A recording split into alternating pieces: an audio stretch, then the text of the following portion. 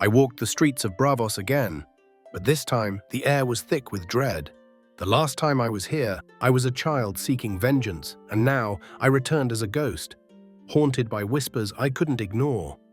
Each step echoed against the cobblestones, a reminder that I was no longer just a Stark. I was a vessel for the shadows that chased me. As I stepped through the doors of the House of Black and White, I was welcomed as a daughter returned. But behind their courtesies lingered an icy tension, a blade beneath silk. The flickering candlelight revealed the faces on the wall, not just masks, but stories of those who had come before me.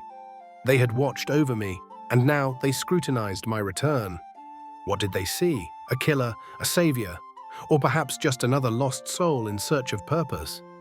Retracing my steps felt like walking through a memory. Yet whispers reached my ears, rumors of an ancient order within the Faceless Men called the Veil. They believed death alone wasn't enough. They sought to shape power itself. The many-faced god desires a king forged in shadow, they said. A king? In the realm of death, I was offered a choice that bore heavy consequences. Why kill for coin when you can shape a kingdom, Arya? My old mentor asked, his gaze piercing through my facade. Could I really control the strings of power, or would I become just another pawn in a game even more twisted than before? The thrill of influence called to me, yet the ghosts of my family whispered caution. But the offer turned sour when I saw my own face among the masks on the wall, fresh and untouched. A mark of their intentions. They had known of my return before I even stepped foot in Braavos. A chilling realization settled in my bones, like icy fingers gripping my heart. They were watching me, waiting for me to make my move. And then I saw the truth. This was not just a reunion of lost souls, but a trap set by the very shadows I sought answers from. I infiltrated the deepest chambers where secrets lay buried under layers of silence.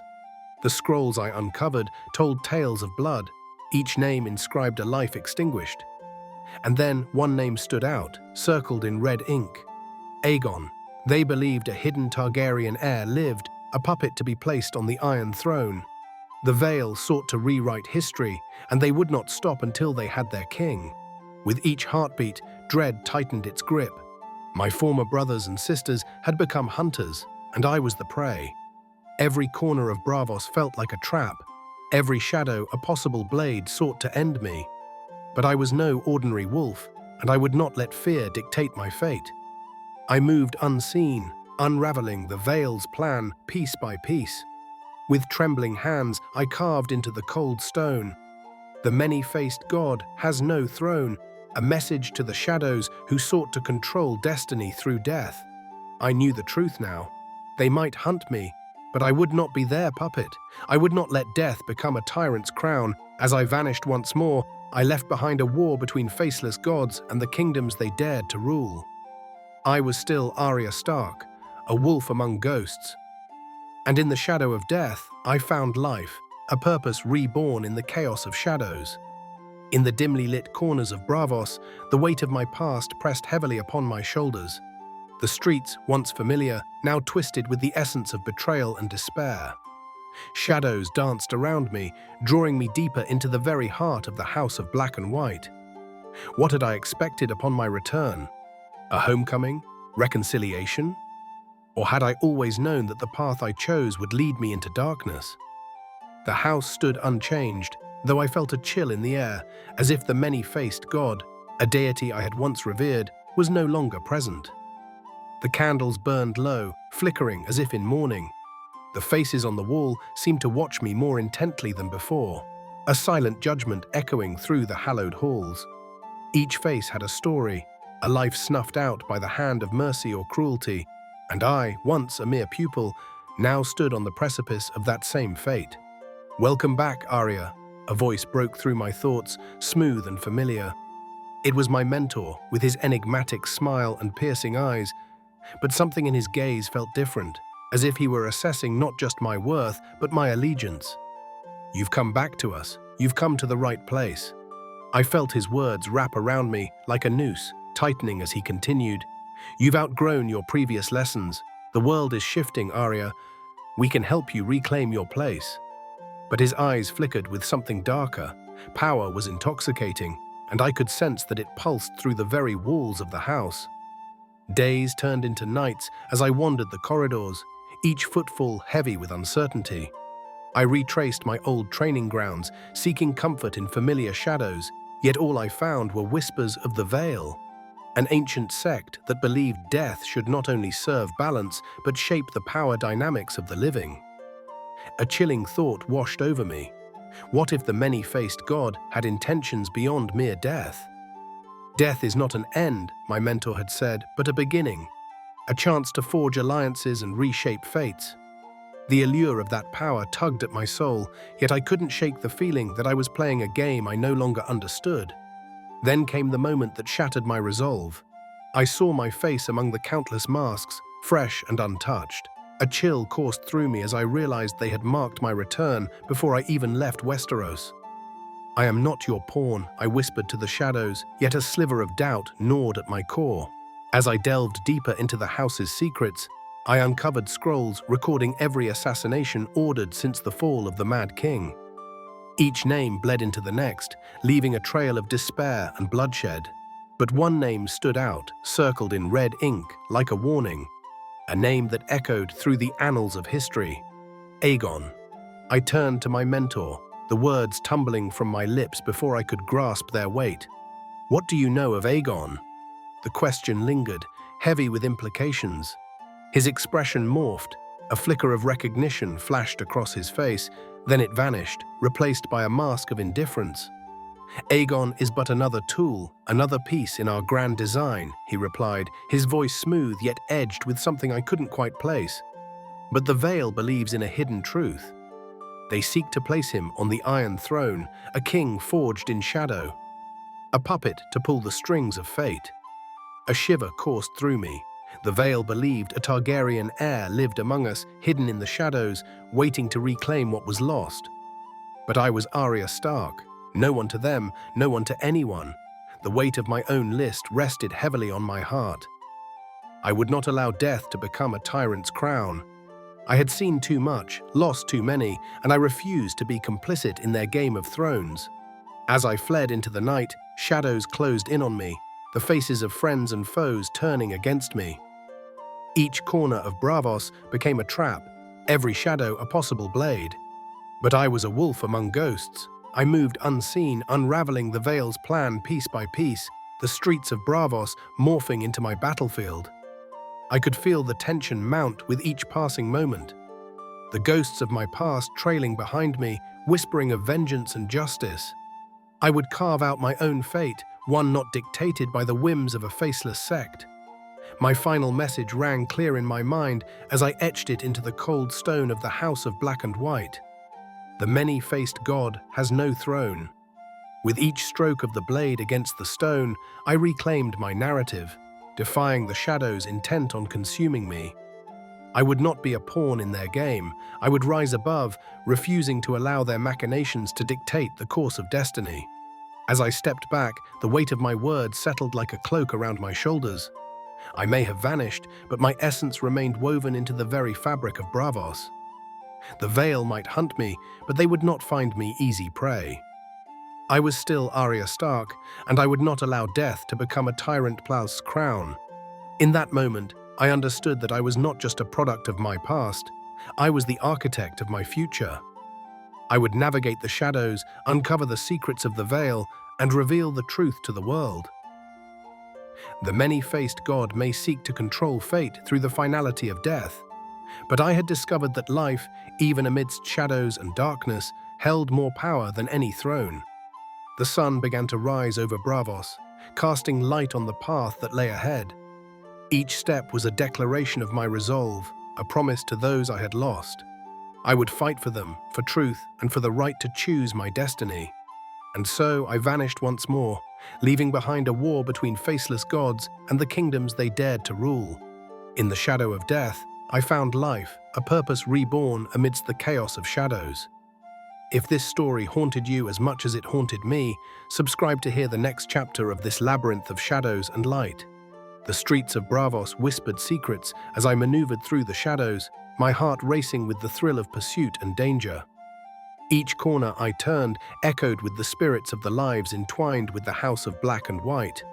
The architecture loomed, cold and indifferent, a reminder of the power it held over its acolytes. I was a survivor, a wolf among ghosts, and I could not afford to falter. Days turned into a blur as I skulked through the alleys, piecing together the fabric of the Vale Plow's machinations.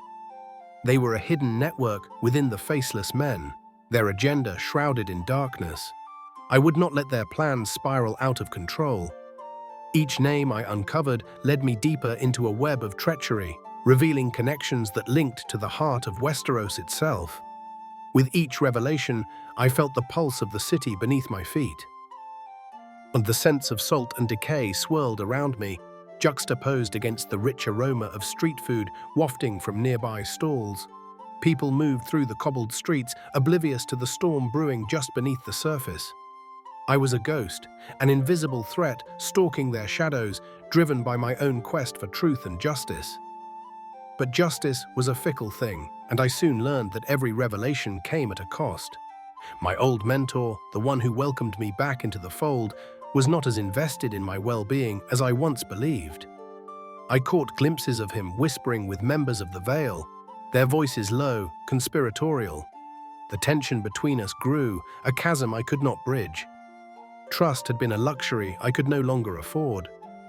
I found refuge in the darkest corners of the house, where the flicker of candlelight cast long shadows against the stone walls.